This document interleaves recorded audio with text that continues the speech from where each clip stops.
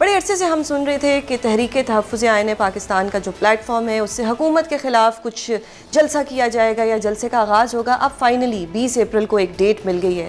اب اس جلسے سے کچھ آپ کو ملے گا, کوئی ٹف ٹائم دیا جائے گا حکومت کو؟ کیونکہ ہم نے کافی عرصے سے کہ جی ٹف ٹائم دینا ہے, اور ٹف ٹائم تو کچھ جماعتیں آپس میں ایک دوسرے کو دینے لگ گئی, لیکن اب حکومت کو کوئی ٹف ٹائم دیا جائے گا؟ نہیں, دیکھیے حکومت میں ویسے ہی ٹف ٹائم ہے کیونکہ حکومت تو چل نہیں رہی. جو اپوزیشن ہوتی ہے وہ اپنی سوچ کو یکجا کرتی ہے, اپنی سوچ کا اظہار کرتی ہے, تو یہ جلسے سب اس کا حصہ ہوتے ہیں.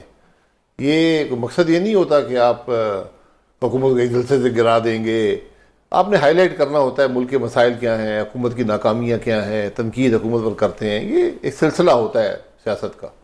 تو سر حکومت آپ کو یہ کچھ جلسہ کرنے دے گی جو آپ لوگوں کو ایک کنونشن نہیں کرنے دیتی, جو آپ لوگوں کو ایک ہوٹل میں نہیں جا کے کوئی مذاکرات نہیں کرنے دیتی, بات نہیں کرنے دیتی, وہ آپ کو یہ جلسہ دھرنا یا کچھ بھی کرنے دے گی؟ جی وہ تو غیر نمائندہ حکومت ہے نا. یہ تو بدنصیبی ہے ہماری کہ ہماری آج جو حکومتیں ہیں وہ عوام کی منتخب شدہ نہیں ہیں.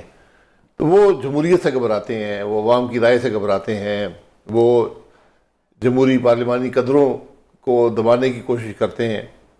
تو جلسہ جو ہوتا ہے یہ ہو جائے تو ایک کامیابی ہوتی ہے, لیکن اگر نہ ہو سکے تو اسے بھی بڑی کامیابی ہو جاتی ہے. پھر وہ زیادہ مقصد پورا ہو جاتا ہے. بالکل, تو سیاسی مقصد ہے. مقصد تو حکومت نے آپ کا ہمیشہ پورا کیا. آپ لوگوں نے جب کوئی جلسے کی کال دی ہے یا کوئی ویسے بھی بیٹھک کرنے کی کوشش کی ہے تو انہوں نے اس چیز کو زیادہ ہائی لائٹ کی ہے, پولیس بھیج کے, کوئی 144 لگا کے.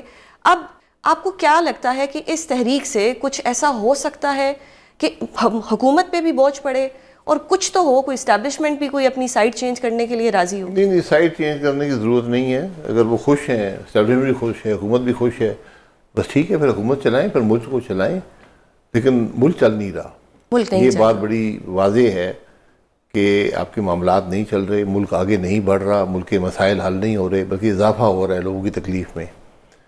تو اس صورت میں سیاست سے ہی مسئلہ حل ہوتا ہے. اور آج آپ کے پاس صرف ایک راستہ ہے کہ ملک کے اندر جو انتشار ہے اس کو ختم کریں, نفاق کو ختم کریں اور اتفاق پیدا کریں. اس کے علاوہ آپ کا کوئی حل نہیں ہے. اتفاق کیسے پیدا کریں جب ایک بہت پرومیننٹ جماعت پاکستان کی وہ آپس میں لڑ رہی ہوتی ہے؟ عوام بھی کنفیوز ہو جاتی ہے کہ آج سلمان اکرم راجہ صاحب بیرسٹر گوہر صاحب کے بارے میں کچھ کہہ رہے ہیں, گنڈا پور صاحب جو ہیں وہ مولانا صاحب کے بارے میں کچھ کہہ رہے ہیں. تو اگر ایک پرومیننٹ جماعت جو ہمیشہ سے یہ کہتی ہے فارم 47 اگر یہ آپس میں لڑے گی تو پھر یہ آن ریئلٹی کیا کر سکے گی؟ یہ دیکھیں, یہ سب سیاست کا حصہ ہوتا ہے. ہم نے باقی جماعتوں میں ایسی لڑائیاں نہیں. اب آپ دیکھیں کولیشن جو پارٹنر ہے روز ایک دوسرے کے خلاف بیان دے رہے ہوتے ہیں, جو آج حکومت میں ہیں, بالکل, جو ہر مسئلے میں اکٹھے ہوتے ہیں, ہر قانون پاس کرتے ہیں, ترامیم پاس کرتے ہیں, اختیارات رکھتے ہیں آئینی, اس کے باوجود ایک دوسرے پہ تنقید کرتے رہتے ہیں. تو یہ ہونا نہیں چاہیے. پی ٹی آئی کی بدقسمتی ہے کہ وہاں پر کوئی کلیئرٹی نہیں ہے. یہ کہنا درست ہوگا کہ پی ٹی آئی صرف عمران خان ہے, عمران خان کے علاوہ کچھ نہیں ہے. تقریباً جو اس کے بعد لیڈرشپ ہے وہ بھی عمران خان پہ ڈیپینڈ کرتی ہے. ان کی طاقت بھی وہاں سے ڈرائیو کرتے ہیں کہ کون عمران خان کے زیادہ قریب ہے. اور نیچے ورکر ہے, ووٹر ہے, عوام ہیں جو اس پارٹی کے ساتھ ہیں. تو وہ طاقت وہ ہے. جو مڈل ٹیئر جو لیڈرشپ ہے اس کی اہمیت صرف ان کے عہدے سے اور جو عمران صاحب ان کو طاقت اختیارات دیں اس سے جڑی ہوئی ہے. بالکل. سر اب یہ جو تحریک تحفظ آئین پاکستان, اس میں آپ کا ایجنڈا کیا ہوگا, آپ کی اسٹریٹجی کیا ہوگی, حکومت سے کیا مطالبات ہوں گے؟ دیکھیے ہم تو باضابطہ طور پہ اس کا حصہ نہیں ہیں. میں دعوت دی تھی عزیز صاحب نے کہا تھا ہم ٹھیک ہے, ہم آپ کی سوچ سے اتفاق رکھتے ہیں کہ ملک کا نظام آئین کے بغیر نہیں چلے گا. تو وقت کے ساتھ ہم دیکھیں گے تو اس سے جو باتیں ہیں وہ بڑی درست ہیں کہ ملک کے آج مسائل کا حل صرف اور صرف رول آف لاء میں ہے, یعنی قانون کی حکمرانی میں ہے, جس میں آئین بھی شامل ہے. آپ چاہے بلوچستان کا مسئلہ دیکھ لیں, یہ کنالز کے مسئلہ کھڑا ہو گیا ہے, معیشت کے مسائل ہیں, سیاسی انتشار ہے. آپ پاکستان کے جس مسئلے کو دیکھیں گے اس کا جو حل ہے, اس کی جو جڑ ہے وہ آئین سے دوری میں ہے. تو قانون کی حکمرانی میں ہر مسئلے کا حل ہے. سر ہم تو آئین کو بھی ترمیم کر دیتے ہیں, تو پھر یہ رول آف لاء کس طرح سے ہوگا, یا یہ تحفظ آئین پاکستان سے ہم امیدیں لگا لیں کہ شاید یہ تحریک آئین کو جو ہے دوبارہ اپنی اصل شیپ میں لے آئے؟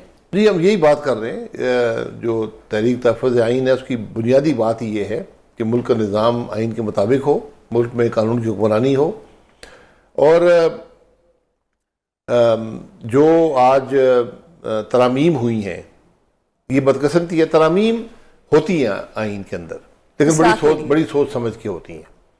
اس پر ٹائم لگایا جاتا ہے, اس پر پبلک ڈیبیٹ کرائی جاتی ہے, پارلیمان کے اندر ڈیبیٹ ہوتی ہے, اس کو بہتر بنایا جاتا ہے. 26ویں ترمیم جو ہے یہ پاکستان کے آئین کی روح پر ایک بہت بڑا دھبا ہے. یہ اس نے نظام کو ختم کر دیا. کہ میں آپ کو حقیقت سے بتاتا ہوں, میری جو سوچ ہے کہ آپ کے جو آئین کے اندر جو بیلنس تھا وہ ختم ہو گیا ہے. ختم ہو. اب جوڈیشری جو ہے اس کی کوئی حیثیت نہیں رہی. تو اس تحریک سے یہ اپنی اوریجنل شیپ میں واپس آ جائے گا, یہ آپ کو لگتا ہے؟ دیکھیں کم از کم وہ سوچ تو پیدا کرے نا کہ بھئی کیا خرابیاں ہیں. یہاں تو بدقسمتی یہ ہے کہ اتنی بڑی ترمیم ہے, اتنی اس کی سیریس امپیکٹ ہے ملک کے نظام پر, صرف جوڈیشری کے نظام پر نہیں پورے ملک کے نظام پر, بالکل, کہ آپ نے اس کی ڈیبیٹ کوئی نہیں کرائی. کوئی اسمبلی کے اندر بولا نہیں, کوئی اسمبلی میں ڈیبیٹ نہیں ہوئی. اس کا ایک مقصد تھا کہ جو ہماری عدالتیں ہیں ان کو فلی طور پہ کیپچر کر لیا جائے. اب عدالت کے اندر سپریم کورٹ کے اندر بھی ایک سپریم کورٹ ہے. جی وہ ہو گیا نا مسئلہ, وہ مقصد حل ہو گیا, لیکن وہ مقصد آئین کی روح سے متصادم ہے. آئین کی روح یہ تھی کہ انڈیپینڈنس آف جوڈیشری ہو, بالکل, ایگزیکٹو کا اپنا رول ہو, جوڈیشری ہو. یہ آپس میں یہ تناؤ رہتا ہے اداروں کے درمیان, یہ پورے دنیا میں ہوتا ہے اور وہ وقت کے ساتھ سیٹل ہو جاتا ہے. لیکن یہاں تو آپ نے ختم کر دیا ایک جو ستون تھا جمہوریت اپنے فائدے کے لیے. جی فائدہ کیا ہوتا ہے؟ جی فائدہ یہی ہوتا ہے کہ وقتی طور پہ مجھے کوئی شاید مشکل نہیں ہوگی الٹے سیدھے کام کرنے میں. اگر کوئی عمران خان کا کیس آئے گا تو وہ کانسٹیٹیوشنل بینچ کے پاس جائے گا اور کانسٹیٹیوشنل بینچ جو ہے وہ انہی کی سائڈ لے گا. جی کس کو بیل ملے گی, کس کو نہیں ملے گی, کس کے اپیل کا فیصلہ کیا ہوگا.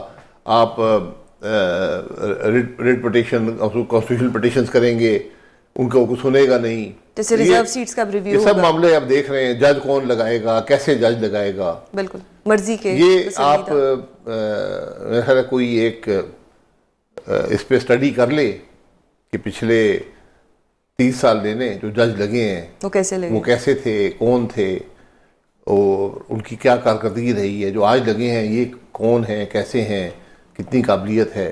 یہ بڑا ضروری ہے. جج جو ہے وہ کم از کم 20-25 سال رہتا ہے, بالکل, اور اس کے بڑا سیریس امپیکٹ ملک کے عوام پر, ملک کے معاملات پر ہوتا ہے.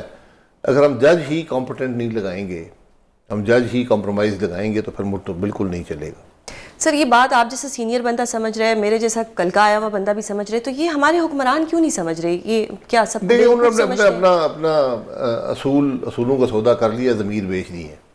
ان کو اقتدار چاہیے تھا, مل گیا, وہ اسی میں خوش ہیں. یہ بدقسمتی ہے ملک کی کہ جب سر جیسی عوام ہوتی ہے, جیسی رعایا ہوتی ہے, ویسے ہی حکمران ہوتے ہیں, تو پھر سارا تو ہمارا ہی قصور ہوا نا کہ اس چیز کو تو ہم ڈینائی نہیں کر سکتے. دیکھیں ووٹ دیتی ہے نا رعایا کو, تو یہی کنٹریبیوشن, ووٹ کسی اور کو دیا. تو ہم ووٹ مانگتے نہیں ہیں, ہم رعایا کی کوئی حیثیت نہیں سمجھتے نظام کے اندر. یہ آج کی بات نہیں ہے, جب سے ملک معاملہ چل رہا ہے. آپ یہ دیکھ لیں کہ 47 سے پاکستان بنا اور 70 میں جا کے پہلے الیکشن ہوئے, بالکل بالکل, اور پاکستان ٹوٹ گیا پہلے الیکشن میں, کیونکہ ہم نے رزلٹ مانا ہی نہیں. رزلٹ بڑا واضح تھا, ایک جماعت کے پاس 152 سیٹیں تھیں, دوسری کے پاس 83 تھی. تو ہم نے کہا نہیں 83 والا بنے گا, دوسرا نہیں بنے گا. بس وہی سلسلہ پھر چلتا رہا ہے ہر الیکشن میں.